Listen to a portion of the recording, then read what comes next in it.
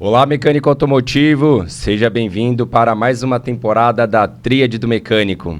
Essa já é a 4ª temporada nesse ano de 2025 para fechar o ano com chave de ouro. Já recebemos diversos convidados, entrevistados, participantes com muitas histórias para contar, desde o mecânico raiz, a consultores, a palestrantes, que sempre tem uma dica importante para nós, para o nosso setor. Eu me chamo Rodrigo Rodrigues, estou ao lado da minha irmã, Priscila Rodrigues. Somos idealizadores do projeto da Tríade do Mecânico, que visa sempre capacitar e valorizar o mecânico automotivo com base em 3 pilares. O primeiro, que é a técnica, vai ser sempre essencial, o mecânico precisa consertar e reparar o veículo. O pilar de pessoas, que é o nosso grande diferencial, né, que é liderança, que é autoconhecimento, que é alta performance, e a gestão de oficinas, né, que foi o pilar principal onde tudo começou, né, onde a gente vem se desenvolvendo há muitos anos, né, por meio da Autopeças Rodrigues, em parceria com a rede Pitstop, e hoje estamos aqui, né, para mais um podcast, é a 13ª gravação. Pri, o que você tem achado desse ano, dessas gravações? Vamos com tudo na última temporada do ano? Sim, com certeza. Eu gosto de completar que o movimento Tríade do Mecânico é baseado nos 3 pilares, né? Técnica, gestão e pessoas. E o Pessoas é inspirado do livro do nosso pai, né? Osmildo Rodrigues, que ele escreveu durante a pandemia. E aí, o nome desse livro é De Mecânico a Empresário.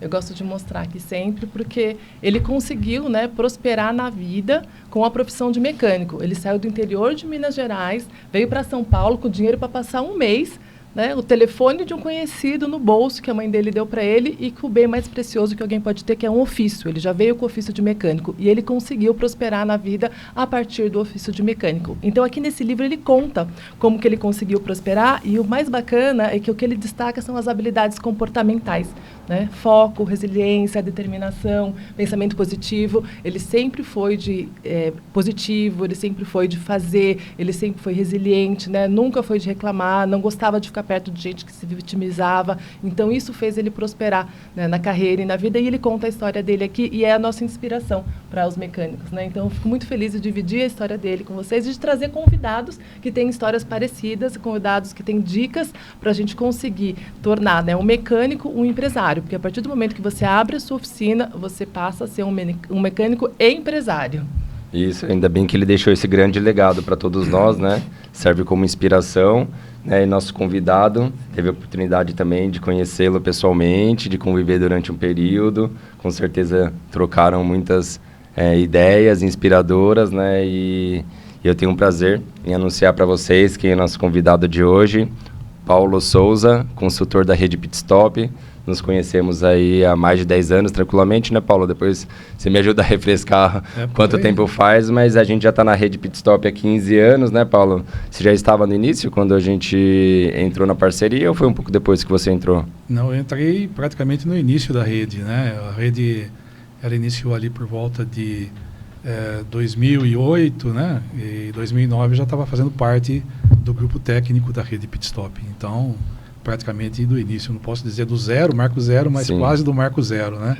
Paulo, sim, seja muito bem-vindo ao nosso podcast. A gente queria primeiro exatamente que você contasse um pouquinho a sua história para o pessoal, para a nossa audiência, te conhecer um pouco mais. Eu primeiro queria agradecer o convite, né, Rodrigo, Priscila, né, desse momento, né, de ter essa oportunidade de falar um pouquinho sobre o Paulo Souza e um pouquinho também colaborar com os nossos colegas da reparação em relação a algumas informações que possam ajudá-lo, né? Parabenizá-los, né, porque eu conheci o pai de vocês, uma pessoa fantástica, então, obrigada, merecedor de tudo que ele conquistou, né? Então, assim, a gente tem que olhar e assim, pensar como referência aqui que a gente pode refletir em relação a tudo que ele falou, ensinou e colocar para frente, né? Então, muito obrigado. Falando um pouco do Paulo, assim, eu iniciei trabalhando, né, adolescente ainda, que naquela época podia ser contratado adolescente, numa Autopeças, né? Por incrível que pareça, meu primeiro contato com o trabalho foi numa Autopeças.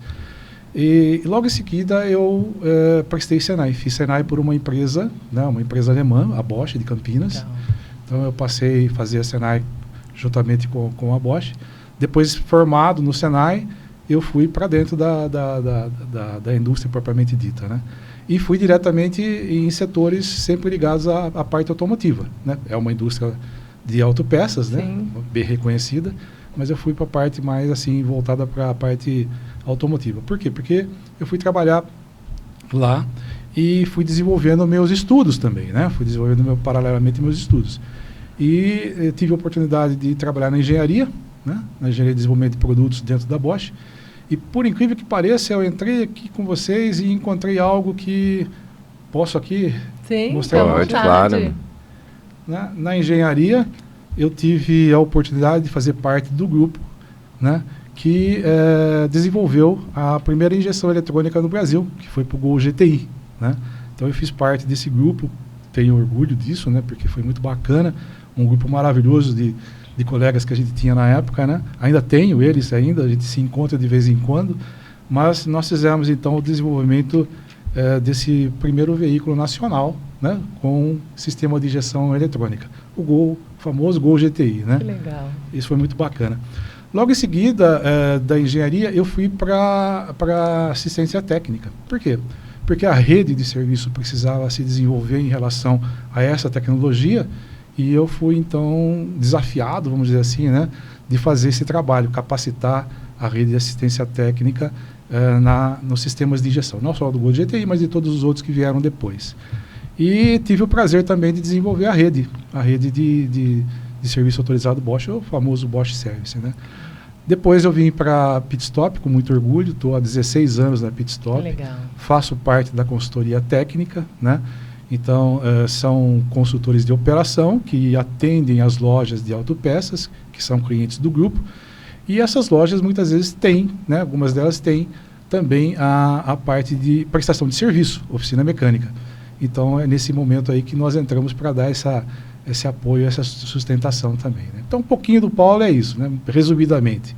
Nossa, e a gente já fez muita coisa junto, né, Paulo, lá na Autopeças Rodrigues, né? Sim. Para pensar, o número de palestras quase que não acaba e depois você tem que fazer na mesma novamente, né? Lembra quando a gente sempre falava, Paulo, todo ano a gente tem que fazer a palestra de 5S, porque você faz hoje, depois dá uma esfriada, no ano seguinte tem que fazer novamente, segurança do trabalho, ergonomia. Eu digo assim, né? Capacitação nunca termina. Né? Você tem que entender que às vezes a gente pensa assim, né? Eu fiz um curso e está resolvido.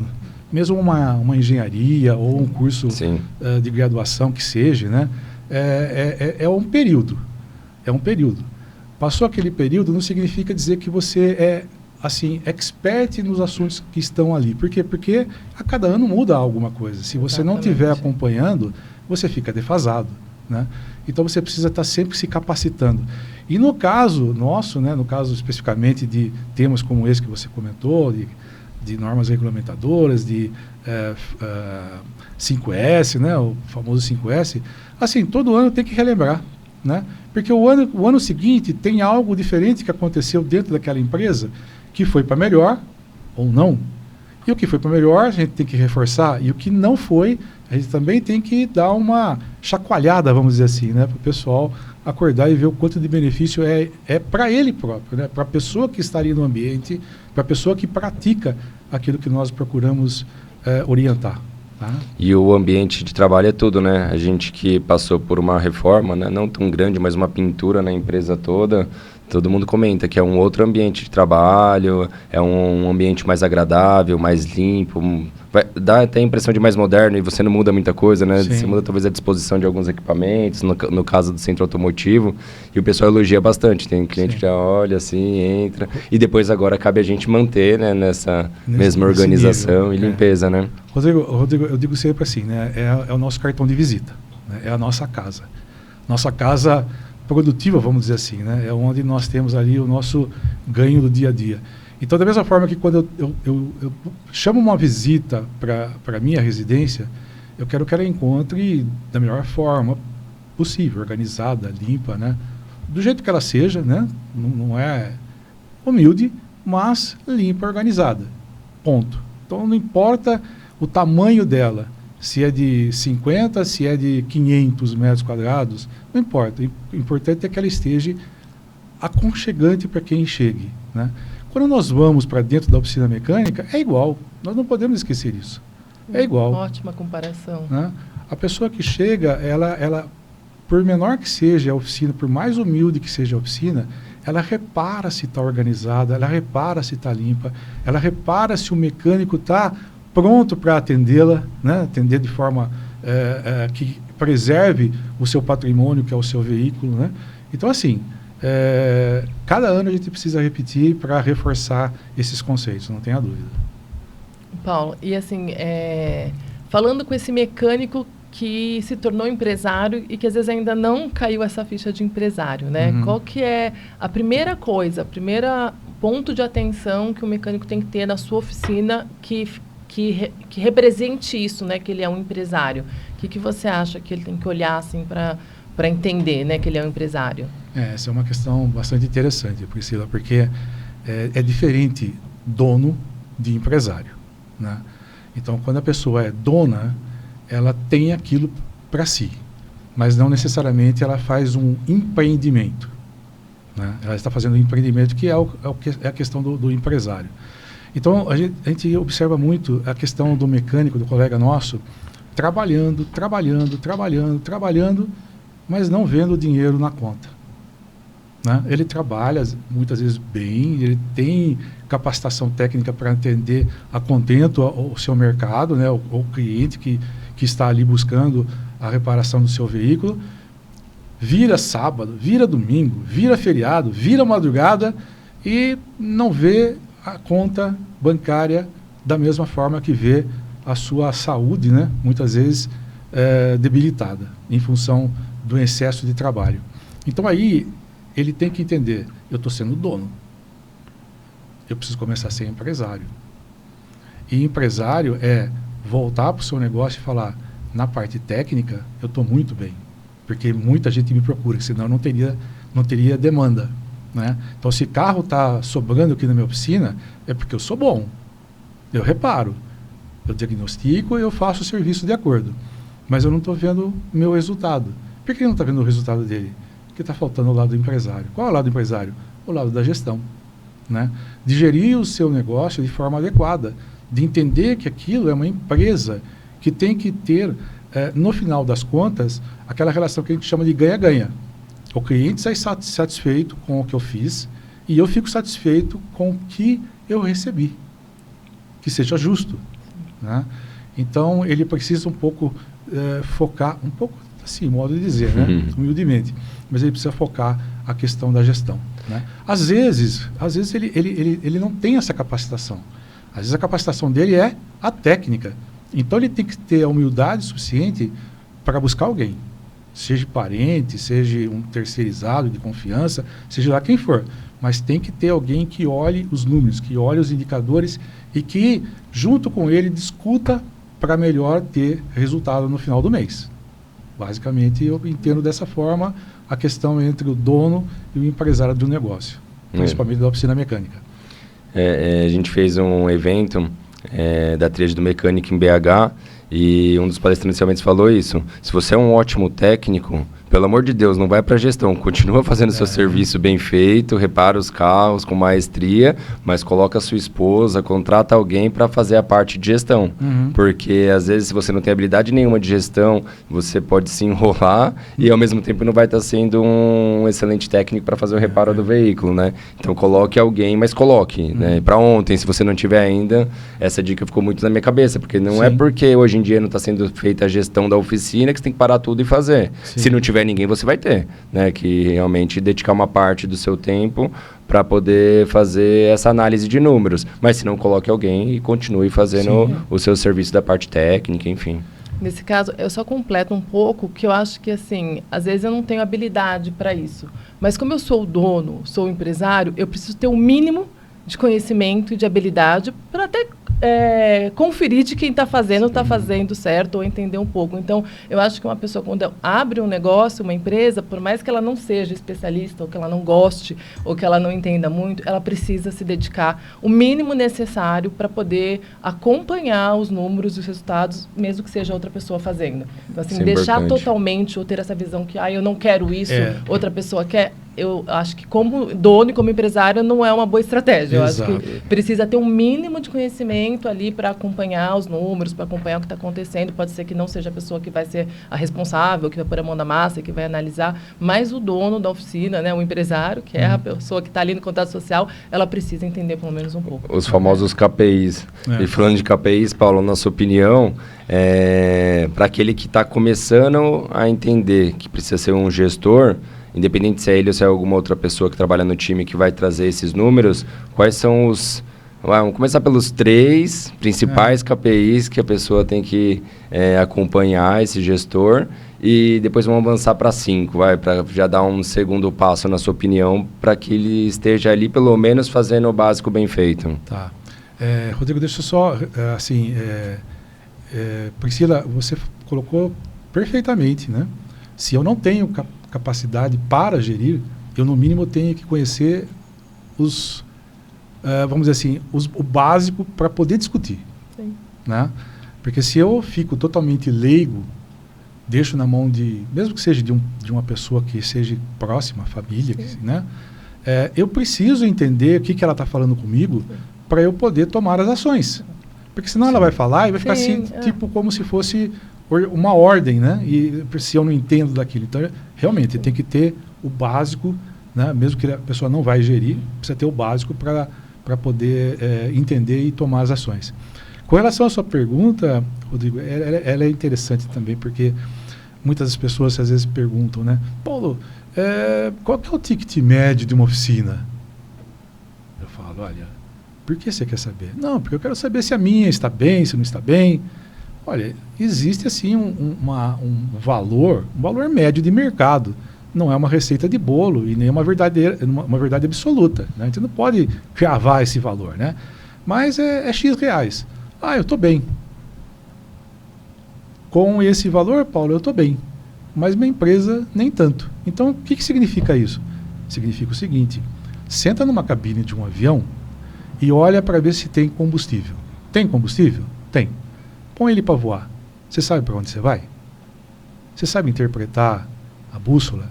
Você sabe interpretar a velocidade, o tempo na frente, né? O tempo atrás?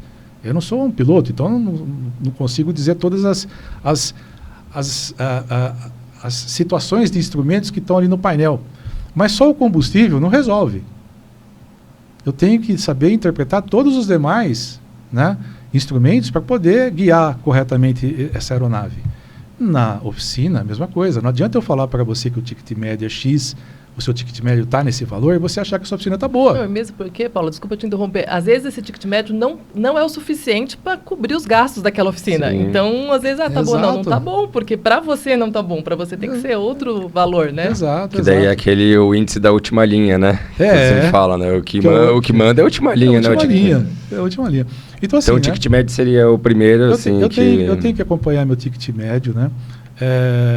Tem vários colegas que no final da tarde ele fecha a oficina e a primeira coisa que ele vai avaliar é isso. E no dia seguinte senta, pode dizer, né? Reúne os mecânicos, né, por 10 minutinhos e fala, olha, o nosso ticket ontem foi tanto, né? Piriri, parará, não atendeu as expectativas. Esse dia a gente olha com mais calma, com mais propriedade. Sempre lembrando, né? Eu olho para o carro, mas eu olho para o carro com um olhar clínico. O que eu quero dizer com isso? Tem para fazer? Tem. Oferece. Não tem para fazer? Esquece. Não faça nada diferente. Porque nesse nosso mercado, e assim tem que ser em todos eles, credibilidade é tudo. Com certeza. Você conquistar uma credibilidade perante um mercado, leva-se tempo, leva-se muito trabalho, né? Agora, você perder essa credibilidade é num segundo. Sim. Então, assim, faça o que tem que fazer. Jamais outra coisa que não esteja de acordo, né? Então, o ticket médio, como eu falei, né, esse colega ele vê no final da tarde, ele conversa com a equipe no dia seguinte para realmente olhar com mais olhar clínico. Afinal de contas, eu sou o médico do carro, né? Como médico do carro, eu não vou só olhar o que a pessoa reclamou.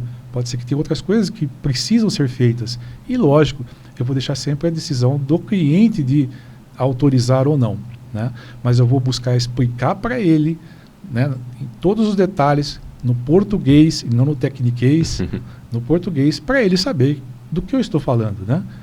Muito bem, ticket médio, número de passagem de veículos, né? Quantos veículos eu tenho capacidade de atender?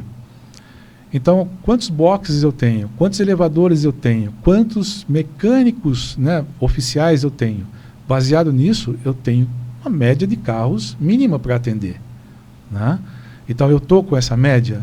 Não estou? Por que não estou? Será que eu estou focando serviços com demanda de tempo demasiadamente alta que não me dá retorno? Né? Hoje a gente precisa avaliar o tipo de serviço que a gente oferece para saber se realmente está pagando e deixando na última linha ali um resultado positivo. Às vezes eu quero satisfazer o meu ego de técnico, né? Qual que é o meu ego de técnico? Ninguém resolveu, eu resolvi. Né? Bacana, você resolveu, ora bolas, parabéns, positivo. Mas, como eu disse no início, e o ganha seu? O ganha foi do cliente, e o ganha seu? A relação tem que ser ganha-ganha. Se algum dos lados perder, né, não faz sentido. Tá? Então, a questão também da passagem, né? E calcular o seu valor de hora homem, para saber se você realmente, no final das contas, está tendo a mão de obra valorizada. Que acontece muito isso, a pessoa começa a olhar para os lados e fala, o fulano ali cobra tanto para fazer isso, o fulano aqui cobra tanto, eu tenho que cobrar a mesma coisa. Não necessariamente. Por quê? Porque a sua estrutura. Como que é a sua estrutura? Calcule, se baseie na sua estrutura. Depois você olha do lado. Aí quando você olha do lado, você verifica se o seu valor está acima ou se está abaixo. Se ele estiver acima, eu dou uma olhada no quê? No meu chamado famoso DRE, né? Demonstrativo do resultado do exercício. Dou uma olhada lá para ver se não tem contas, né, que não fazem sentido. Estão sendo gastos desnecessários. Mas jamais enxugar algo que é necessário para agregar valor ao seu cliente. Então, se eu não estou conseguindo abaixar meu DRE está perfeito, e aí eu tenho que pensar, então, na minha demanda de veículos. No tempo que eu possa ter dentro da minha oficina de ociosidade. Esse é um outro indicador, Rodrigo, como você me perguntou, ociosidade. Qual que é a minha ociosidade de equipe? Se eu tenho demanda de veículos, se eu tenho veículos na minha porta aguardando para entrar, eu tenho que verificar a relação da minha ociosidade. Se ela está dentro de um parâmetro aceitável ou não. E se não está, é capacitação da equipe, é ferramental, é orientação, né? Eu sou o maestro da oficina. Como maestro da oficina, eu posso ter lá bons músicos, ou seja, bons técnicos. Mas se o maestro falta, se o maestro não rege a orquestra de acordo, não adianta eu ter bons músicos. É a mesma coisa sendo gerente de uma oficina mecânica. Eu preciso gerir os meus técnicos de forma adequada, porque eles são bons. Eles sabem entregar trabalho. Agora, eu estou fazendo, né, o que o maestro faz perante uma orquestra de acordo também? Não sei. Aí eu preciso analisar. Tá? Então, basicamente, te passei alguns indicadores aí que eu considero que precisa ser observados, né, e com atenção. Alguns, não são os únicos. Eu ia falar só que nessa questão do maestro, né, conta muito os processos, né? Sim. Os POPs, né? Porque é sempre muito difícil quando a gente quer implantar alguma coisa e aí uma parte do processo não é bem feita. Aí você fala, olha, se tivesse feito lá atrás, né, ter isso bem definido, porque isso ajuda na produtividade e na alta performance, né? Que tanto você fala nos seus treinamentos também, né, Pri? É até isso que eu ia perguntar, né? A gente estava falando das indicadores, e eu ia falar dos documentos e dos processos. E para você explicar um pouquinho da importância do checklist e da função dele e da importância. Ah, sim. É interessante, você tem aí duas situações, né? Imaginemos que eu não tenho ainda um software de gestão na minha oficina. Aqueles que têm software de gestão na oficina hoje, tem lá, pode até ser adequado à sua necessidade, né, à sua visão, mas tem lá um checklist que nós chamamos de checklist de entrada do veículo. Paulo, checklist de entrada é das condições do veículo. Mas isso é uma perda de tempo, Paulo. Isso daí é perda de tempo. Posso até aqui dar um parecer para vocês Um deles que eu me lembro de um colega, né? Tem vários, mas eu posso passar rapidinho. Sim. Uma senhora deixou o carro na oficina de um colega de manhã para fazer um reparo. Ela já tinha ligado no dia anterior para marcar, falou, então deixa aí amanhã cedo. E ela deixou, foi embora. O colega fez o reparo. No final da tarde, a senhora chegou com sacolas, porque ela tinha vindo da compra, e foi por aonde? No porta-malas. Ela abriu o porta-malas e o porta-malas estava revirado. E cadê o step? Não tinha step. O que ela fez? Ela chamou o colega, fez, não preciso dizer aqui o escândalo necessário, que acho que qualquer um faria, né?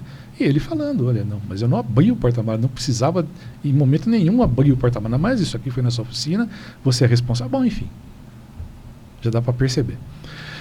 O bom disso, que ela foi embora e ele ficou então com a responsabilidade de reparar esse problema que ele não causou. Não foi ele que causou. O bom disso é que a senhora era uma pessoa idônea e no dia seguinte ela voltou. E voltou pedindo desculpas. Por quê? Porque na noite anterior, o filho tinha saído com o carro, o pneu havia furado e ele buscou um socorro. E o socorro falou, olha, deixa o pneu aí que eu vou fazer amanhã cedo só. Eu troco para você aqui, mas só faço amanhã cedo. E esqueceu de avisar a mãe. Então, um simples checklist nesse momento já faria com que essa situação não ocorresse. Sim. Esse atrito, vamos dizer, desnecessário. E outros mais que eu posso falar aqui, né? Passo a noite toda aqui falando com vocês a respeito desse tipo. Então, aquele checklist, ele é uma segurança para o cliente e uma segurança para a oficina. Ponto. Se você acha que esse investimento de tempo não faz sentido, lembre-se dessa senhora, que ela foi idônea. E também do profissionalismo, porque Do fazer o profissionalismo, checklist exatamente. já é um marketing, né? Já Só é um o fato marketing. de fazer. Ela já sairia de manhã dali para ir fazer suas compras com a pulga atrás da orelha, dizendo, o que será que aconteceu com o meu carro? Deixa eu ligar em casa. Né? Muito bem, então esse é um checklist interessante do estado. As concessionárias fazem, por que nós não fazemos? As concessionárias fazem há décadas, né? Há décadas. Não entra o carro para a oficina se não tiver feito isso. Né? É uma padrão, uma norma. Ponto. E depois tem aquele checklist que nós chamamos de checklist de potencial de vendas. Que é aquele checklist que eu comentei com vocês. Se tem, ok. Se não tem, esquece. Mas eu, no mínimo, preciso fazer. Mas esse checklist, Paulo, o que tem nele? Os principais pontos ou os principais componentes que podem afetar na questão da segurança do veículo. Lâmpadas, né? Uma lâmpada de freio, uma lâmpada de seta, uma lâmpada de ré, palhetas, enfim, uma série de itens que inclusive está no CONTRAN. Se você buscar lá no CONTRAN, está lá. Se o agente de trânsito parar você e quiser fazer uma inspeção e essas coisas não estiverem de acordo, é multa. Agora esquece a multa, vamos pensar na manutenção do carro do meu cliente. Ele sai, bate uma chuva, liga o para-brisa, deixei o carro no Paulo, ficou o dia inteiro e ele não me lembrou de trocar a palheta. Né? E até dou exemplo, tem até um exemplo sobre isso, né? Aqui em São Paulo, na Avenida do Estado, né? Ambulantes vendendo palheta. Teve um dia que eu falei isso para o colega falou, mas a palheta é de má qualidade, é de baixa qualidade. Eu falei, eu não estou aqui discutindo a qualidade do produto, eu estou discutindo aqui a atitude. Um tempo bom, ele chega no seu para-brisa, pulveriza aquela aguinha, você fica brabo, mas ele fala, liga aí. Aí você liga, ele limpa mal, ele fala, tá vendo? Tá precisando trocar, pode chover. Aí você, né, o cliente ali fala, então troca. Ele troca no sinaleiro. Ele troca e ele cobra. Tudo isso naquele tempo de sinaleiro. E nós, com o carro dentro da oficina, deixamos passar. O dia inteiro. O dia inteiro. E quando o carro vai sair da oficina e você olha, o cliente pisou no freio para sair da sua porta e aquela lâmpada de freio queimada. Eu sempre falo, o pessoal fala, não corre atrás agora não. Vai ficar pior para você. Peça para ele passar amanhã que você precisa fazer um ajuste e aí você lembra ele da lâmpada. Mas, caramba, coisa feia. O carro o dia inteiro aqui você não teve essa atenção que a gente tem que dar. né? E lógico, eu estou falando de um checklist simples de itens que o cliente às vezes não vê, não observa a necessidade de fazê-lo. Porém, quando o mecânico está ali embaixo do veículo fazendo algo, tipo, ele está fazendo um freio, ele está na cara dele um amortecedor, está ali na cara dele as buchas, está ali. Ele tem a capacidade também de observar se isso está ou não em condições, porque ele é um médico. Então, se ele observa isso, nada mais certo do que eu atentar ao meu cliente, né, que pode ou não autorizar. Mas quando ele não autoriza, eu preciso, como eu falei no início, né, explicar para ele, né, de forma adequada a necessidade e o que ele está arriscado a acontecer. Quando isso realmente tem uma gravidade, né, relativamente alta ou média. A baixa deveria fazer, mas dá para...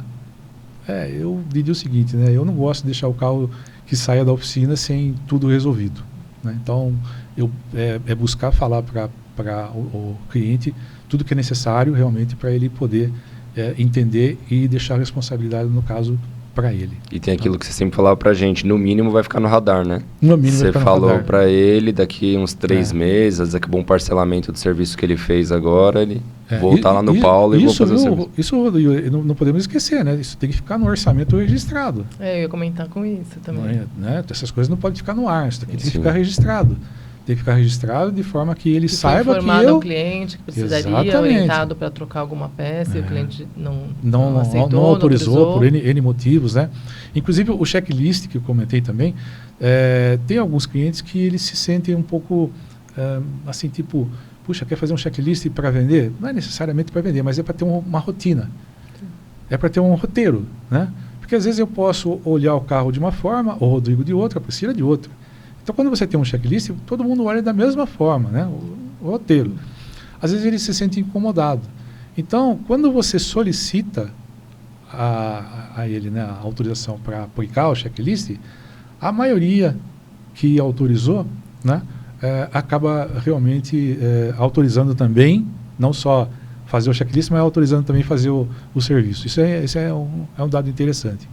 Tá? E que é a grande maioria, né, Paulo, que... ver com bons olhos, né, que isso já reflete até no marketing da empresa, né, valoriza o serviço do mecânico, que não vai lá só e pega de qualquer jeito, male-male, como você falava, num pedaço de papel de pão, anota o nome e o telefone do cliente. Você falou que teve casos que já pegou que nem o telefone pegou, agora espera o cliente voltar. Espera o cliente ligar para reclamar se o carro está pronto. E você que já rodou aí Brasil afora, que eu conheço um pouco da sua história, já deve ter visto de tudo, né? Você conheceu quantos estados aí já trabalhando pela Pit Stop, visitando a oficina mecânica, porque algumas coisas acontecem em comum em todas as oficinas, mas tem alguns casos que são regionais ou algo do tipo. Olha, Rodrigo, você fez uma pergunta que é difícil refletir quantos estados, porque praticamente acho que com o Pit Stop, né, bastante, mas também com a antiga empresa também foi bastante, porque era direto ligação com as oficinas mecânicas, né? Então, assim, eu não lembro de nenhum estado que não tenha ido, né? E assim, tem características regionais, não tenha dúvida, né? A gente tem que respeitar isso. Nosso país é um continente praticamente, então isso tem que ser respeitado, né? Então o pessoal do sul tem uma forma de trabalho, o pessoal aqui do sudeste outra, centro-oeste, nordeste e norte, então tem que se respeitar, né? Mas o problema que tem em todas elas, né? Essa questão do medo de fazer o preço da sua mão de obra adequado é geral, né? Talvez alguns não, né, tenha mais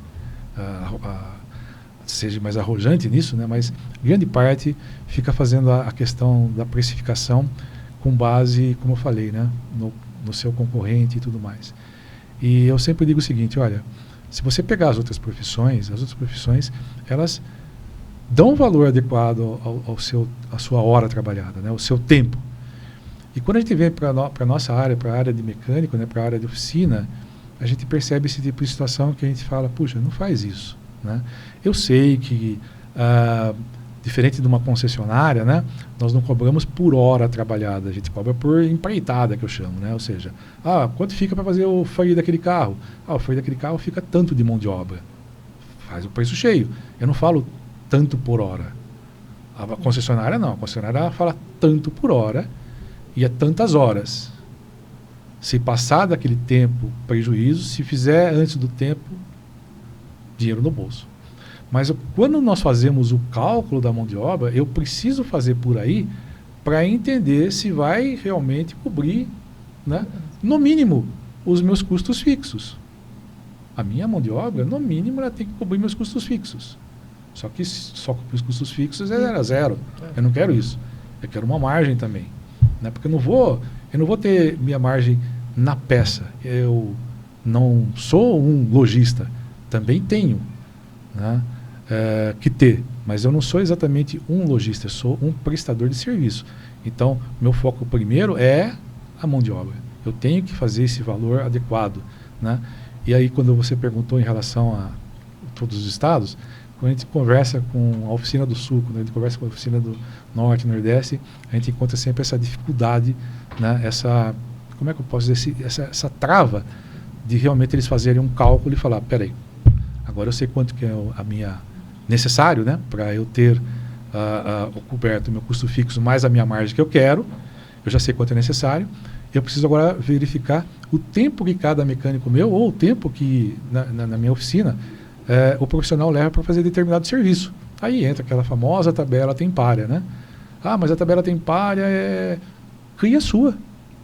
Cria a sua, gere a sua. Eu falo sempre, pessoal, vai gerando a sua própria. Como assim? Ah, aquele serviço ali, quanto tempo você acredita que demore por um profissional seu, com as ferramentas que você tem, com a capacitação que você ofereceu para ele? X horas. Põe isso como base. Qualquer coisa para cima, você já sabe que tem que atuar, tem que capacitar. Qualquer coisa para baixo, vai ajustando. E aí, com o seu valor hora que você calculou, você faz a sua empreitada, o seu valor empreitada. Né? E aí, assim vai, né? Assim vai acontecendo dia a dia. E é um exemplo também do mecânico empresário, porque essa questão do fazer o preço é uma habilidade comercial, né? É uma habilidade de comunicação com o cliente, porque eles estão acostumados a dar o preço da mão de obra. Quanto vai ser? A mão de obra vai ser tanto. Né? E quando ele olha aquilo como um vendedor de um serviço que ele presta, ele vai olhar, não, eu vou abrir a minha mão de obra. Sim. Eu vou especificar o que é cada item, eu vou explicar para o cliente qual é a função de cada item tem um tempo diferente. Então, abrindo essa mão de obra, aprendendo a comunicar com o cliente, aprendendo a fazer conta, isso já sai da técnica, né? Está ali na gestão. Está na gestão. São habilidades de gestão, né? Uma habilidade de venda, uma habilidade de comunicação com o cliente, de agregar valor ao seu serviço, de explicar qual é a mão de obra. Mão de obra o cliente não entende. Ele fala, mas aí você explica, mão de obra para esse item eu faço isso, para esse item eu faço aquilo. Enfim, você vai explicando e aquilo já vai dando uma nova visão para o cliente. Né? O valor daquilo, ele vai ganhando valor. A palavra agregar valor é exatamente isso. Vai agregando valor à sua mão de obra do que simplesmente colocar mão de obra e o valor fechado. Você vai fazendo um desdobramento que cada vez mais gera credibilidade do cliente com a sua oficina, né? E que muitas vezes já era o que você ia fazer mesmo, né? Porque é tudo aquilo que você precisa fazer. Agora você fala, mão de obra, R$500. Que a gente fala, não, tá caro. Não, mas aí você desmembra, dá 600. Você fala para fazer 550 para você, ele gosta. Deu um descontinho aí, né? E Rodrigo, tem uma coisa, né? Que eu falo sempre pro pessoal. Falo, olha, vamos pegar um outro profissional. Vamos sair da mecânica. Vamos pegar um outro profissional. Vamos pegar, por exemplo, um pedreiro. Pede para ele fazer um serviço para você. Ele faz exatamente o que a Priscila falou. Quanto que é para fazer o alicerce? X. Quanto tempo? Y. Quanto que é para levantar a parede? X, Z. Quanto tempo? E assim por diante. Então, pergunto.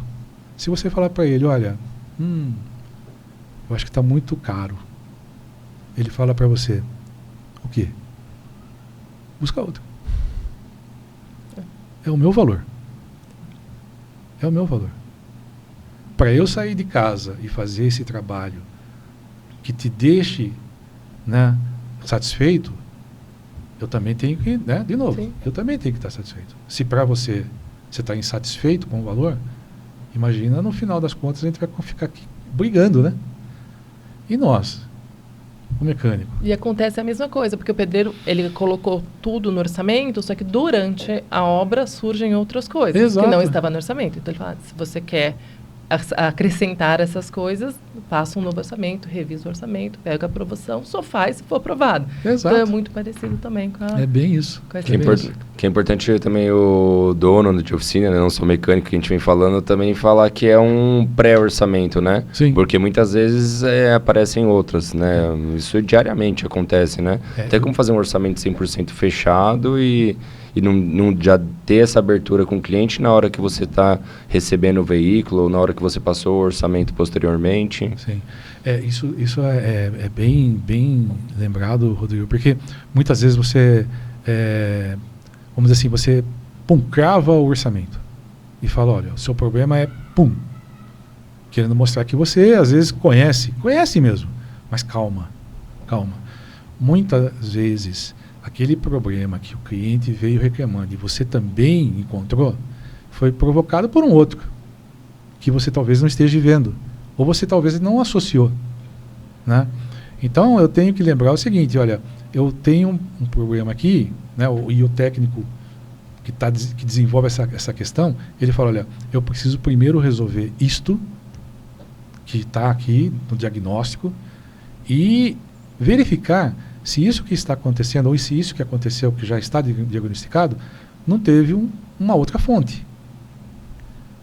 Se não tiver nenhuma outra fonte, ok, esse é o valor do orçamento, mas se tiver uma outra fonte, eu vou lhe posicionar, né? Então, tem que tomar esse certo cuidado com alguns tipos de serviços que a gente pega na oficina. Tem serviço... Comunicação. Exato. Comunicação e deixar registrado também. Comunicação é a palavra-chave entre você, né, a oficina e o cliente, né? Deixar bem claro para ele como funciona. Como você comentou, Priscila, o pedreiro no meio do caminho pode achar algum problema. Pode achar alguma coisa que ele tem que fazer para realmente ficar... E porque nós também não, né? Sim. Porque o mecânico também não. Então, eu também recomendo isso, sabe? Falo, olha... E outra, eu já vi mecânico bastante interessante, que o cliente leva o carro, o mecânico ele dá uma olhada e ele fala, sei não, hein? Esse problema é sério. Esse problema não sei se vai ficar muito bom, não. Não sei se vocês já passaram por isso, mas eu já vi várias oficinas mecânicas que, às vezes, como é que eu posso dizer? Espontaneamente, né? Ele transmite essa situação para o cliente para deixar o cliente um pouco estremecido, porque ele vai conseguir fazer. Mas ele acha que essa situação que ele coloca dá mais peso. Muito pelo contrário. Isso dá mais, como é que eu posso dizer, instabilidade na relação entre o cliente e a oficina. Vai criando ruído às vezes onde nem tem, né? Exatamente, né? Então aquela situação, eu vou fazer né? Para dar não faça isso. Faz o seu trival. Faz o que você tem que fazer. Vai lá, faça o diagnóstico, explica para ele, olha, a situação é essa, né? Eu tenho como resolver e o carro vai sair como deveria de ser. Não fazer esse tipo de comentário porque gera mal-estar, né? Gera um mal-estar. Eu já vi isso várias vezes acontecer. Acho que ele tem que passar confiança. Né? Vou resolver, né? Enfim, para o cliente ficar satisfeito, para ele ficar tranquilo, não nessa tensão. Nessa tensão. Ô, Paulo, a gente teria mais perguntas aqui para fazer, né? Então, eu queria te fazer um convite, né? A gente pode retornar para fazer mais perguntas no outro episódio, porque assim, tem muito assunto para falar, né? Eu tenho uma listinha aqui de perguntas, a gente já está estourando um tempo. Sim, eu ia até sugerir, não vi suas perguntas, você pode ir encaixando no meio, que a gente foi falando algumas situações picadas que acontecem no dia a dia de todos que estão assistindo aí, que é da reparação automotiva. A gente podia, num episódio parte 2, criar um fluxo de atendimento do momento que o carro chega, aí alguns pontos você fala que for mais detalhados, mais importantes, até o momento que ele vai embora e quais são os documentos de segurança que essa oficina tem que ter, e até um pós-venda, né? Depois de... Que daí entra a parte de marketing, que a gente falou pouco. Você topa? Topo, lógico. Fechou? Não sei se isso tem muito a ver com as perguntas da Pri, mas a gente pode ir dentro dessa configuração, desse contexto, e tirando mais algumas dúvidas e dando dicas aí para nossa audiência. Lógico, lógico. Eu espero que as dicas, né? O assunto que nós colocamos aqui tenha ajudado o colega reparador, né? Eu acho sempre assim, né? Que eu tenho uma frase que não é minha, né? Não é minha, mas eu carrego sempre, né? Sempre que eu posso, compartilho, que eu digo o seguinte, né? Olha, se não serve para servir, não serve para nada. Então, a gente busca trazer algo que sirva para servir, né? Sim. E espero que tenha servido esse nosso bate-papo aqui, né? E a pessoa que está ali, né? O nosso colega reparador, saia de dono e vai para empresário. Né? Ser dono é muito legal, mas empresário, como é que eu posso dizer assim, é um desafio e você consegue, né? Você consegue fazer, é só ter o que eu comentei no início, né?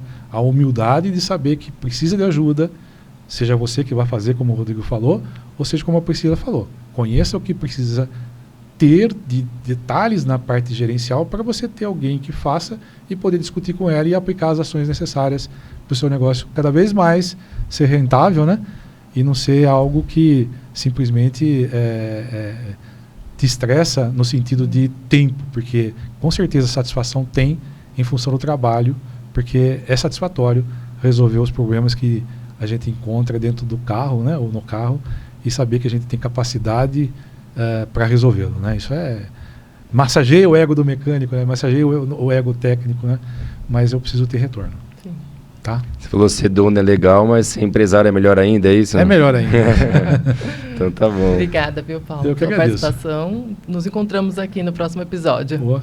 Foi ótimo tê-lo aqui para 2 episódios. O ano que vem terá o 3º episódio com o Paulo Souza, consultor da Pitstop. Quem ainda não estiver seguindo, conheça um pouquinho mais o trabalho da Pitstop, que é @redepitstop. Também tem o site para compras, né? Um site especializado com venda de peças automotivas. Peça é na Pitstop, pode pôr lá no Google também, pitstop.com.br, que você vai encontrar facilmente, inclusive com busca pela placa do veículo, que isso ajuda bastante na hora de comprar a peça certa. Bom, eu estou com a minha irmã, com a Priscila, somos os idealizadores do projeto Tríade do Mecânico, vem crescendo cada vez mais aí no nosso setor da reparação automotiva. Então, se você ainda não estiver seguindo, siga no Instagram, @Tríade do Mecânico, no Facebook, se inscreva no nosso canal do YouTube, que vem crescendo muito, e acredito que estamos no caminho certo, que é justamente valorizar e capacitar você, reparador automotivo, tá bom? Paulo, mais uma vez, muito obrigado. Te aguardamos aqui no ano que vem. Vamos. Obrigada, sim. Paulo. Eu que agradeço vocês, viu? Tudo de bom. E a vocês, pessoal. obrigado pela audiência e até a próxima.